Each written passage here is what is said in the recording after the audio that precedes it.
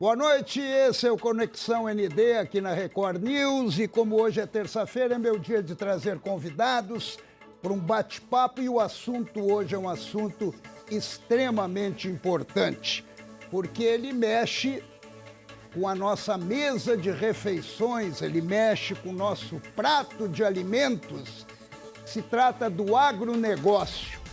E eu estou recebendo aqui Odacir Zonta, que é cooperativista, José Zeferino Pedroso, que é o presidente da FAESC, e eles, junto comigo, vão falar sobre o agronegócio e a importância desse segmento, que durante a pandemia ficou muito mais evidente ainda o seu valor e a sua necessidade de tê-lo bem perto de todos nós.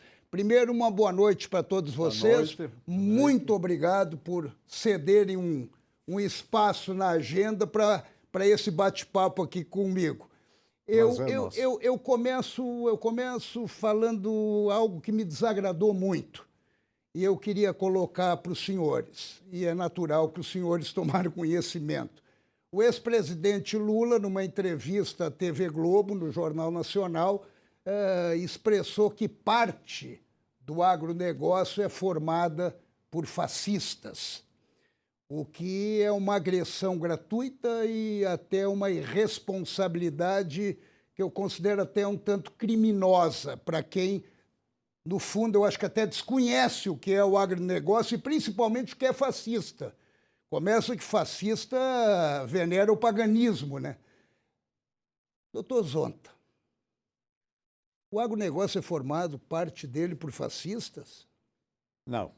Na realidade, aí existe uma ignorância total sobre essa interpretação e quem a usou.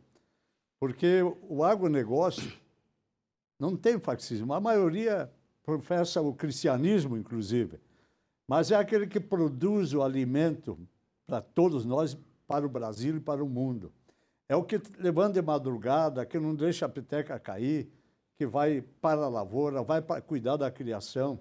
É aquele que, desde criança, começa a vocacionar os seus filhos para poder produzir. Ele trabalha para todo o povo, trabalha para produzir comida, que é o mais sagrado. Eu sempre costumo dizer, nós temos um tripé fundamental que nos sustenta de pé. A agricultura que nos fornece alimento, porque sem alimento nós não teríamos saúde. Saúde é fundamental. E educação só vamos aprender se nós estivermos bem alimentados, com saúde, e aí temos condições de ter a nossa educação. Então, a importância está colocada em todos os sentidos. É o bem necessário, indispensável para a sobrevivência do ser humano. É lamentável essa colocação. José Zeferino Pedroso, por que o agronegócio é tão apedrejado? É algo que é incompreensível, Paulo Aceu. Nós somos hoje o esteio praticamente da economia nacional. Nós trabalhamos no anonimato, nós não somos afeitos à agressão, nós somos de paz. E hoje, embora nós sejamos minoria na população brasileira, que no passado já fomos maioria, mas eu tenho a certeza absoluta que poucos daqueles que residem na cidade não têm um vínculo com alguém que está lá no interior produzindo alimentos. Então, nós ficamos chocados. Eu quero dizer que nunca comunguei das opiniões do candidato que se apresentou aí nos agredindo gratuitamente. Mas eu tinha um certo respeito pelo que ele representava de apoio popular, mas ultimamente, não só eu, como todos os colegas, principalmente vinculados a lideranças do agronegócio, nós tivemos que tomar uma posição porque nós estamos sendo ameaçados por um candidato que, segundo pesquisa, tem chance de chegar e que, já antes de tomar o poder, já demonstra quais são as suas reais intenções. E nós ficamos, às vezes, nos perguntando como pode pessoas idôneas que nós respeitamos não olhar exemplos do passado, não olhar o currículo dessas pessoas que estão aí novamente disputando a pretensão de comandar o nosso país. Então, nós ficamos... Por isso mesmo, nosso segmento através do nosso órgão de cúpula, a CNA, nós nos reunimos em Brasília, 3.500 líderes do agronegócio brasileiro, vindo de todos os quadrantes do Brasil, para nós tomarmos uma posição. Porque nós sentimos que, nas entrelinhas, se chegar esse senhor ao governo, nós vamos ter momentos complicados para nós exercer tranquilamente aquilo que nós temos feito durante o transcorrer da história do Brasil. O que representa o agronegócio para o Brasil, quando a gente fala em economia? Olha, Paulo, hoje nós representamos acima de 25% do produto interno bruto. Nós representamos, eu vou citar só vamos dizer assim, uma etapa do agro, que é a proteína animal. Suínos, aves, que Santa Catarina é forte, e ovos. São 4 milhões de empregos que são gerados. Exportações de 12 bilhões de dólares esse ano, a previsão. Se ontem fugiam do campo para a cidade, hoje estão indo da cidade para o campo? É verdade, Paulo. E o que você tem em mente é que hoje o Brasil tem alimentos para abastecer o Brasil e exportar. Nós alimentamos hoje mais de 1 bilhão de pessoas. E o próprio presidente da FAO disse esses dias que o Brasil é a esperança da sustentação em alimentos do mundo. O celeiro do mundo é o Brasil. O celeiro do mundo é esse aqui. Agora, o agricultor é o que melhor preserva, quer dizer, ele é visto como um desmatador, como um predador do meio ambiente, o que melhor preserva. Quem, a nível de universo, fora o Brasil, tem um código florestal que determina que da tua propriedade, do pequeno, do médio, do grande produtor, você tem que preservar para a humanidade. Aqui no sul, 20% da propriedade. Lá na Amazonas, 80% você pode só mexer em 20%. 80% preservado. Nós temos 67% de cobertura vegetal nativa no país. Certo? Ninguém tem isso. Veja o caso da Europa agora, a Alemanha, que preservou durante milhares de anos uma floresta negra, agora está desmatando para explorar carvão embaixo dela. Certo? E aí nos cobram. Por causa de uma guerra imbecil, né? Nos cobram. Então, é a tal coisa. A importância está colocada em quase todas as atividades que nós temos, tem agro na nossa vida. Tem agro, tem cooperativismo, porque também a gente é do cooperativismo, é um modelo de organização do produtor, aliás, da sociedade como um todo hoje. Nós temos aí exemplos magníficos. Santa Catarina é um exemplo que nós temos que tirar o chapéu da pequena propriedade, com um modelo empresarial na pequena propriedade, como se diz primeiro, voltando para o campo os filhos que saíram, porque hoje tem perspectivas, se comunicando bem, produzindo com qualidade, com segurança alimentar, preservando, limpando o campo, preservando os rios e as fontes d'água, porque ninguém melhor que o agricultor para preservar. Sem essa preservação da água, ele não vai produzir. E ele é agredido e ele é acusado de não preservar a natureza, exato. E ele que depende da natureza. O Paulo, hoje, a exemplo é Santa Catarina. Nós que já estamos com cabelos brancos e que nunca fizemos outra coisa a não ter relação com a terra, com o homem do campo. No passado, as nossas coxilhas, nossos morros, eles eram utilizados pelaquela agricultura rudimentar na base do arado. Hoje, nós temos certeza absoluta que o nosso estado, começando por aqui, ele tem mais hoje reservas florestais do que tínhamos aí há 30, 40 anos, porque ficou provado que nós temos que trabalhar na planície, nos terrenos mais planos, e deixar para você fazer reflorestamento naqueles trechos íngremes, nos morros e tal. Mas, mesmo assim, nós somos aí por essa... ainda bem que é uma minoria, acreditamos nós, que continuam nos criticando, falando do agronegócio, nesses termos pejorativos de desmatadores, responsáveis pelas queimadas. Infelizmente, aqui no Sul, nós não temos esses motivos, porque o povo já conhece, sabe qual é a índole do produtor rural, e nós esperamos, sinceramente, que nós possamos, a partir das próximas eleições, continuar vivendo um momento de tranquilidade. Nos preocupa ver esse mesmo candidato que nos atingiu espontaneamente, sem nós darmos motivo, continuar dizendo que o MST vai ser protagonista no seu governo. Isso nos atemoriza. O que nós podemos esperar num futuro se isso vir a se concretizar? Eu gostaria, Paulo, de dar 2 exemplos em relação ao que o Zé comentou. Preservação aqui em Santa Catarina. Em 70 foi feito um levantamento, um inventário florestal. Nós tínhamos 17% de áreas cobertas por floresta.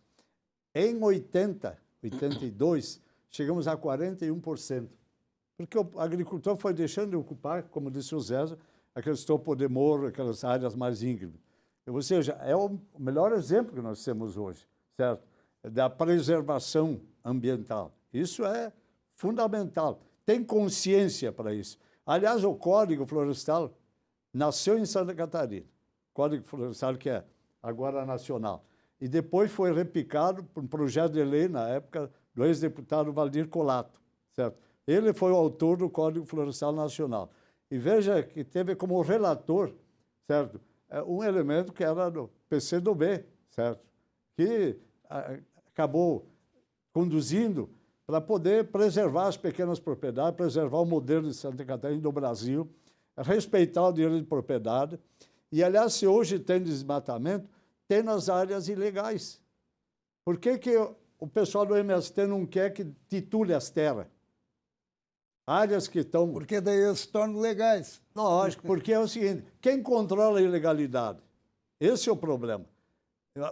Só um exemplo. Aqui em Santa Catarina, nós introduzimos, ainda em 1999, o Banco da Terra, que foi um projeto de lei do Hugo Bill, ex-deputado Hugo Bill, com Esperidião Amin. No governo de Esperidião, né? Foi no governo de Esperidião. Nós começamos a implantar aqui em Santa Catarina o Banco da Terra, certo? E atendemos, mesmo naqueles movimentos do MST, 542 propriedades que hoje estão produzindo, viraram pequenas empresas familiares, estão lá no campo. Essa semana me liga uma senhora lá de Joaçaba. Foi o primeiro título do Banco da Terra dado a uma mulher. Sucesso completo. Está lá administrando uma propriedade. Isso é um belo exemplo, né? Um belo exemplo. Então, dá para fazer a reforma agrária, mas não da forma de invasão. Invasão, você rompe um direito da propriedade. E daí cria um conflito também. Cria uma insegurança. Eu vou deixar um alerta aqui. Existe uma discussão sobre a demarcação das terras indígenas. Aliás, um processo que ocorreu em função aqui do Alto Vale do Rio do Peixe, do Rio Itajaí, certo? Da ampliação da demarcação de áreas indígenas. Nós não temos nada contra o índio, aquele que tem a sua terra tem que ser respeitado como tal e dar oportunidade para ele produzir na terra, que é o que os índios querem, certo? As organizações não deixam. Esse processo rodou, está lá no Supremo agora, e o ministro Fachin, vou dar o nome, preparou um relatório, que não foi votado. Está 2-2 os votos. Se votar o parecer dele, Paulo, o direito de propriedade do Brasil acabou. Porque libera. Você se apresenta como um detentor, dono, você tem uma área aqui é muito grande para você, então vamos ocupar. Certo? Ocupa, simplesmente, sem direito à indenização. É uma insegurança. Está lá para ser decidido em novembro. E decidida e orientada e estimulada pelo ministro Edson Fachin. Vamos dizer, tem ele e mais alguns que são contrários a esse efeito aí. Então, nós vamos ter que... Uma vez a gente queria diminuir alguém, chama o seu colono. Eu sofri isso na pele também, você deve ter sofrido também. Eu conheço bem Era isso. tão depreciativo, certo? Agora, é do agronegócio, é desmatador, agora virou fascista também. Quer dizer, não pode. Hoje tem que haver o respeito. E o pior, assim, o Brasil é o que tem a melhor perspectiva de preservar, produzir com respeito ao meio ambiente, aos cuidados de sanidade, à segurança alimentar. Olha nossas agroindústrias, o que exportam, estão sendo procuradas. 160 países compram o nosso produto. E aí eu quero entrar fazer uma provocação. Nós alimentamos 1 bilhão de pessoas nesse planeta. E aqui no Brasil nós temos milhares de brasileiros passando fome. Como é que a gente resolve essa contrariedade? Paulo, nós sentimos... Santa Catarina é um exemplo disso.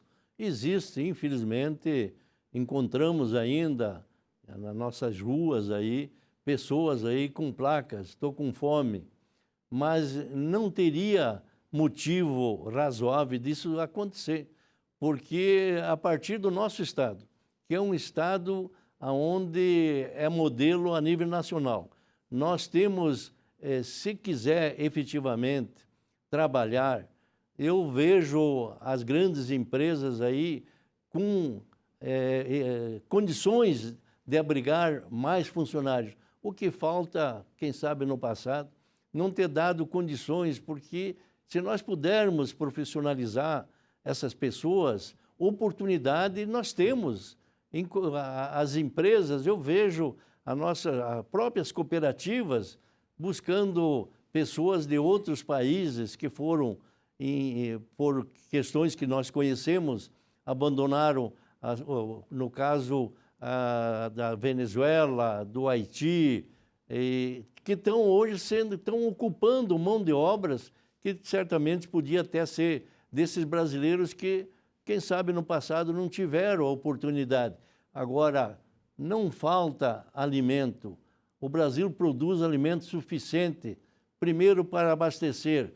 Isso tem sido... Mas por que não chega na mão dessas pessoas? É isso que eu não consigo... O problema é aí, vamos dizer assim, o poder aquisitivo pode impedir, sim, mas falta políticas, não políticas apenas do governo federal, falta política, começa no município. O município, o Estado tem que se interessar por isso também. Tem que procurar cadastrar esse pessoal e qualificar eles para o trabalho, para poder ter acesso à comida, certo? Porque se o agricultor não planta, a cidade não janta. Essa é uma expressão que se usa, né? Então, temos que ter isso. E há a possibilidade, o Zé citou um exemplo magnífico de Santa Catarina. Falei agora há pouco com o Neivor Cantão, presidente da Aurora, perguntei quantos empregos você tem disponibilidade aí. 3.500 empregos, só na Aurora. 3.000. Vai na Fiesc, pergunta, Paulo, você acompanha lá. Na Fiesc, o setor todo tem... Santa Catarina tem 30.000 vagas de emprego. 30.000 vagas de emprego, certo? Se você fizer a opção de ficar na rua, é uma opção de cada um. Agora, tem que oferecer... Tem oportunidade. Emprego tem. Emprego tem. Porque basta se deslocar. Vamos dizer que Florianópolis tenha 3.000 desempregados aí na rua. Só a cooperativa Aurora absorve tudo. Só a Aurora, certo? Que já tem 72.000 famílias de propriedade do pequeno agricultor. Olha que é importante o sistema cooperativo. Tem 36.000 funcionários, só ela, certo? E você vê, e tem disponibilidade para 3.500 vagas. Sozinha, outro exemplo, tem mais funcionários que todas as montadoras do Brasil juntas. O que o agro representa? Eu vou fazer um breve intervalo, é rapidinho e eu já volto com os senhores. Agradeço a presença de vocês, a gente vai dar uma paradinha e já retorna.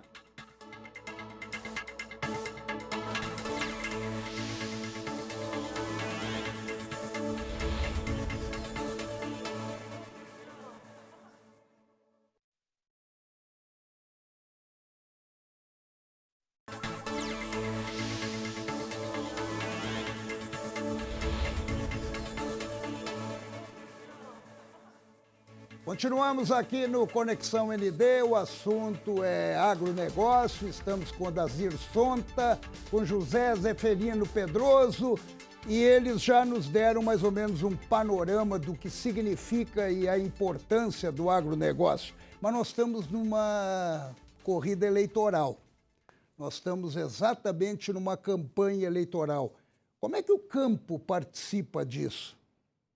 Bom, nós estamos até aproveitando aí essa oportunidade de ouro que você nos oferece para nós que temos o compromisso de liderança de parte do agronegócio, fazer um apelo aos nossos eleitores para que não deixe de comparecer no dia das eleições para fazer valer a sua opinião. Nós temos uma opinião formada, mas nós respeitamos a opinião de todos os nossos colegas e irmãos brasileiros.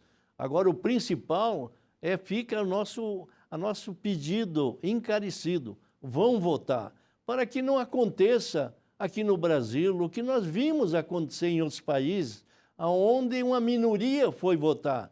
Menos de 50% está decidindo o destino dos países.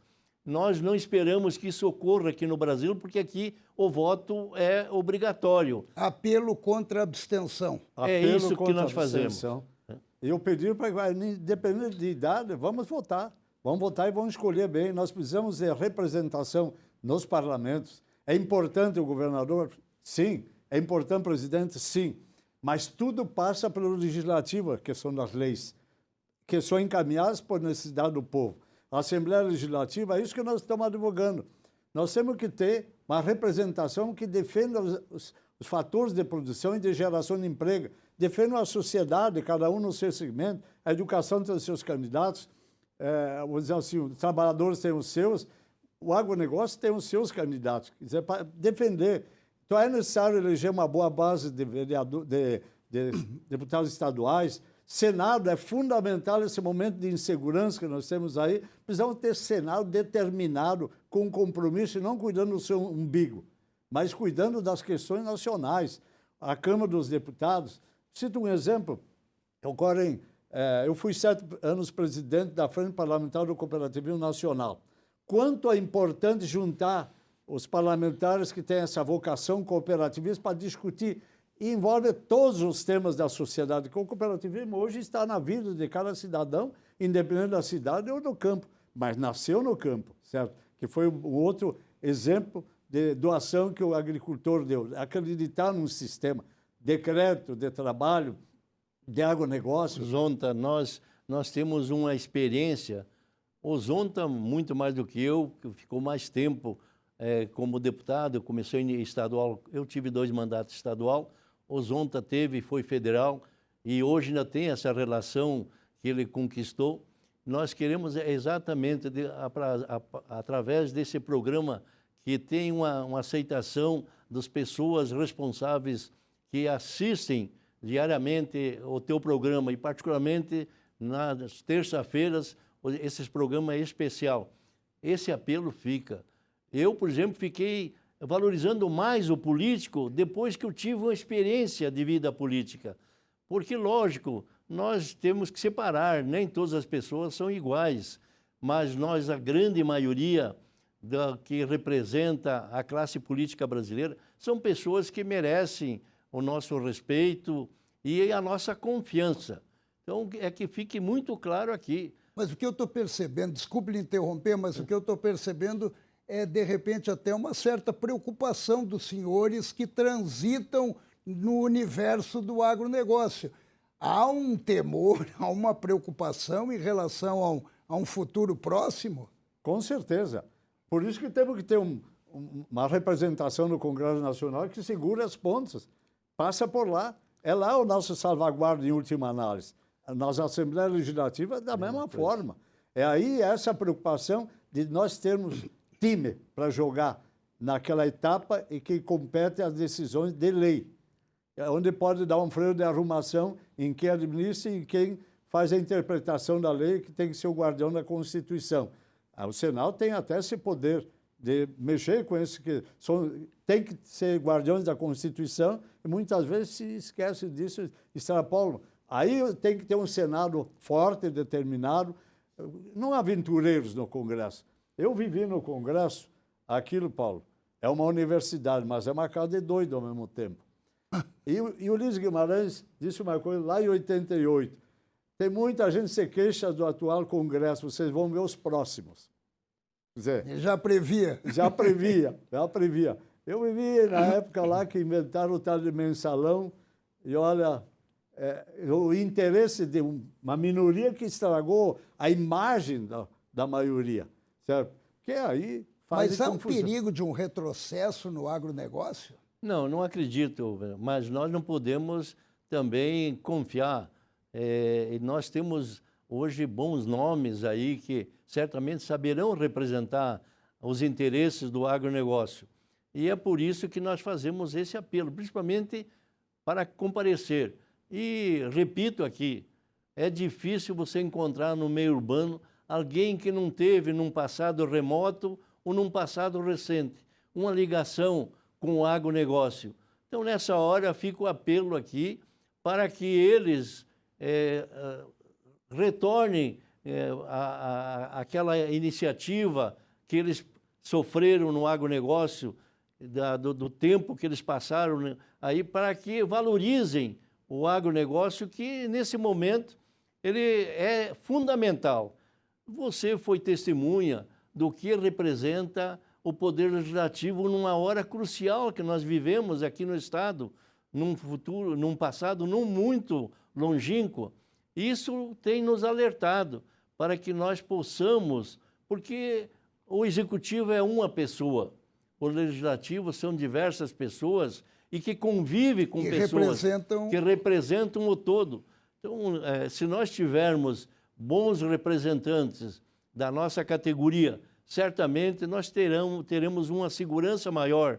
Nós teremos essa segurança de que os interesses, que é o interesse do Brasil, o interesse de Santa Catarina, nós trabalhamos para acumular vantagens e trazer uma comida mais em conta na mesa do brasileiro. Infelizmente, por questões momentâneas que nós esperamos, nós vivemos um momento de custo muito elevado. É isso que eu queria colocar. Exatamente, o senhor levantou aqui era a pergunta que eu tinha a seguir, que é a seguinte: é falso ou é verdadeiro que o agronegócio se preocupa muito mais com a exportação nas commodities do que abastecer de comida o brasileiro? Falso. Eu falo pela Associação Brasileira de Proteína Animal, que tem esse pensamento. Hoje, falei com o presidente da associação, eu faço parte, presto serviço. E por que a gente está pagando tão caro? Na realidade, sim. É verdade. Por exemplo, frango, que é vamos dizer, a âncora de toda a população quase, como carne, né? Exporta 40% que nós produzimos, 60% fica aqui no mercado interno. Carne suína exporta 20%. O Estado de Santa Catarina exporta um percentual maior, mas a nível de Brasil fica 80%. Primeiro, a preocupação é com o abastecimento interno. Ovos, que é um alimento muito utilizado. Nós exportamos 2% dos ovos produzidos no Brasil, o restante é consumido aqui. A tendência é aumentar, claro. Hein? A tendência é aumentar. Aumenta porque estamos aumentando a produção. Aumenta a produção, aumenta a venda. Porque é o seguinte, Paulo, existe uma demanda mundial que nos invoca como compromisso de nação para que nós não deixemos o mundo passar fome por falta de alimento. E quem melhor que o Brasil para fazer essa produção? Veja lá, a Europa vive um momento de instabilidade por causa daquela briga da guerra lá da Ucrânia com a Rússia. A Ucrânia é o terceiro maior produtor de alimentos do mundo. Não sei se sabiam disso. De grãos, né? Grãos e alimentos. Hoje, a Europa, pelas medidas tomadas, está lá com preocupações de abastecimento não só de energia, mas de fertilizantes, que também nos atingiu no custo aqui, certo? Porque eles são grandes produtores de fertilizantes entre Rússia e Ucrânia. E lá na Europa, de alimentos. A inflação foi para onde? A Inglaterra fechou o mês com 10,2% de inflação. Por isso está influenciando na prateleira do supermercado? Lógico, aí, também. lógico. Então, eles lá vão ter carência de alimentos. Ter carência, eles olham para o Brasil. Aqui não vai faltar alimentos. Não vai faltar. Pode faltar poder aquisitivo para comprar. Eu já ia dizer, não vai faltar alimento, mas vai faltar dinheiro para comprar. Poder aquisitivo. Agora, Por exemplo, está aí, hoje não tá, deu uma estabilizada nos preços. Deu uma estabilizada. O próprio leite, o Zé pode falar mais do que eu. Mas eu... É que o leite fizeram todo aquele movimento e o leite deu uma subida. Mas tu viu, Paulo Alceu, hoje, se você for em alguns mercados, você encontra já leite a menos de R$6 e que chegou aí a R$8. O que ocorre é que o custo de produção ficou muito alto e, e o preço não tinha o retorno que era desejável para os nossos produtores e caiu a nível de Brasil a produção quase 10% a produção de leite. Então houve um momento em que aumentou por a máxima falta da oferta e da procura. É isso aí. Ninguém revoga essa lei, né, o Paulo Alceu? A lei da oferta e da procura é o que prevalece em todos os momentos. Né? É mercado. Mas o leite já está se acomodando. Agora, também nós desejamos que ele não baixe muito, porque vai acontecer de novo. Ele vai ferir o produtor. Não pode. O custo está muito alto, o custo de produção em cima do que o Zonta falou. Nós hoje somos altamente dependentes de produtos fertilizantes. O Brasil produz uma mínima parte, nós temos que importar. E como esse momento difícil que vive globalmente, triplicou quase o aumento, o custo desses produtos. E o produtor está muito preocupado. Eu senti ainda hoje, nas conversas com diversos produtores de leite, porque eles ficam, será que vai continuar numa queda sem fim? Está faltando leite, não pode, pelo menos num preço razoável, que venha a dar condições dele continuar a sua atividade. E por que a carne está tão cara?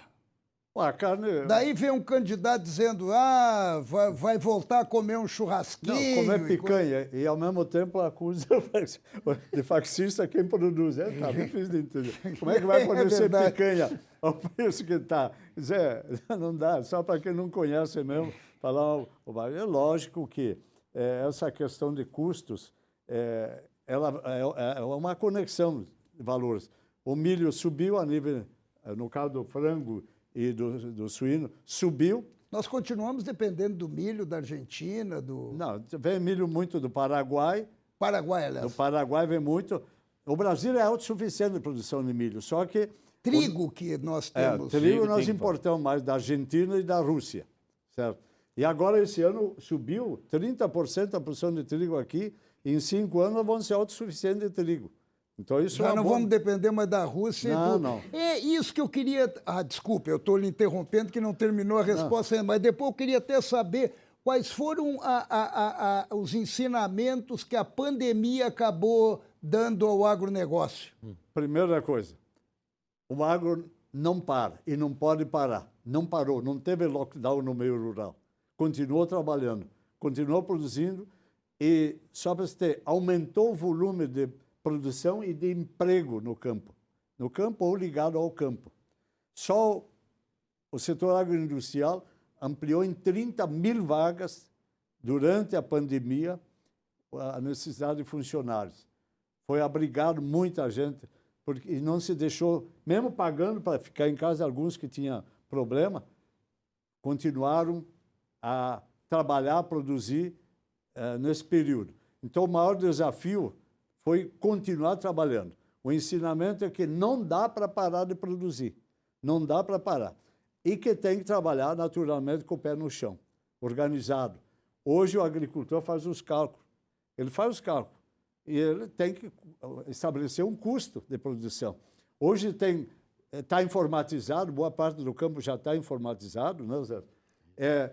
Tem rastreabilidade nos produtos. Não se preocupe a população que vai ter problema de carne ruim. Não, quem está no mercado tem a responsabilidade. Se tiver algum atravessador, é de preservação, mas não porque saiu mal. Eu queria... o problema é que o tempo já tá me empurrando aqui. Eu queria falar em desperdício de alimento também. Até que ponto o agronegócio pode ajudar? Porque isso é uma cultura. Isso é uma cultura até da pessoa, quando vai ao supermercado para fazer compra, ele compra mais do que ele devia e acaba alimentando a lata do lixo. A lata do lixo não tem fome. Até que ponto o agronegócio pode ajudar nisso? Nós estamos entre os 10 países que mais jogam fora comida. Infelizmente, Marcelo, nesse particular, sinceramente, eu gostaria de ter a varinha mágica e te dar uma receita convincente. Nós estamos muito preocupados, a liderança a nível nacional, de tirar essa imagem do que o agronegócio prefere a exportação porque ela é mais rentável. Não, a nossa preocupação é primeiro alimentar os nossos irmãos brasileiros. Essa tem que ser a preocupação prima e nós estamos convencidos disso. Até porque o agronegócio é tocado por brasileiros. Pelos brasileiros. Então, essa é a meta número 1. Mas, lógico, tem horas que aqueles que não exportam, eles sofrem reveses porque o preço, às vezes, internamente aqui, não compensa. E tem essas empresas, esses agronegócios, que fazem um custo intermediário entre aquele que exporta e aquele que vende. Então, vende mais barato no mercado interno e consegue se recuperar vendendo para o mercado externo. Agora, você pode ficar com toda a convicção. A nossa meta é primeiro alimentar o Brasil e os excedentes vender lá para fora, embora tenha países que sabem que o grande responsável, com o aumento da população que está aí já desenhada, eles confiam na produção de alimento aqui do Brasil. Eu queria pedir 1000 desculpas, eu sei, Zonta, tem muita coisa para a gente falar, mas infelizmente o tempo nosso já foi embora.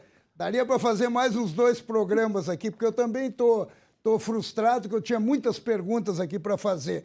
Primeiro, eu queria agradecer a gentileza de vocês terem vindo até aqui, de terem feito todas essas colocações importantes e fundamentais, principalmente nesse momento tão delicado que o nosso país vem atravessando. E futuro breve a gente estará junto novamente. Muito obrigado e uma boa noite para os senhores. Boa noite, obrigado. Obrigado, Márcio. E para você que nos acompanhou até aqui, uma boa noite, obrigado. E terça-feira que vem eu estarei de volta. Beijo.